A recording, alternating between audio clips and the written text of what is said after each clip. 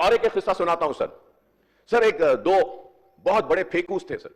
फेकूस फेकूस हमारे हैदराबादी दक्षिणी जबान में बोलते, फेंकना मतलब बस झूठ बोलना, फिराना, कुछ तो भी बोलना। तो दो फेकूस थे सर, और बहुत फेमस हो गए सर। अरे ये बहुत जबरदस्त फेंकने वाले।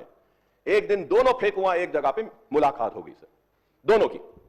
तो अब दोनों जब फेंकुआ एक जगह मिल गए तो एक फेंकू सोचने लगा, अरे बाबा इन्हें जबरदस्त फेंकने वाला है, अब मैं कैसा फेंकना, कैसा करना, क्या करना।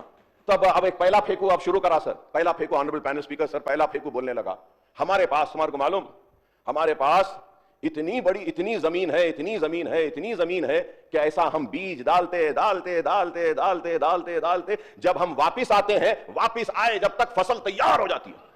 इतनी जमीन है हमारे बाबा के पास, हमारे दादा के पास, ऐसा बीज फेंकते फेंकते फेंकते फेंकते फेंकते फेंकते आए जब तक फसल तैयार। अब दूसरा बोला सर, दूसरा बोला, अब ऐसा, तब मुझे तो जबरदस्त बात बोलना है। तो दूसरा क्या बोला मालूम सर, हमारे बाबा के पास, हमारे दादा के पास, हमारे पास एक बड़ा बंबू है। बंबू मतलब मालूम सर, बंबू हमारे तेलंगाना के लोग समझते हैं ना सर, बंबुलू, यस बंबुलू, यस। तो बंबू है, बोले वो बंबू है। तो बोले ऐसा बंबू है, इतना बड़ा इतना बड़ा इतना बड़ा बंबू है कि हम आसमान की तरफ करके इधर का तारा निकालते, इधर डालते, इधर का निकालते, इधर डालते। तो अब उसके बाद वो पहला आदमी पूछा सर, पहला आदमी पूछा, अब बाबा इतना बड़ा बंबू है, ओहो, तो रखते का बाबा बोल के पूछा। तो उन्हें क्या बोले मालूम, नहीं मालूम, तुम्हारे बाबा के खेत में।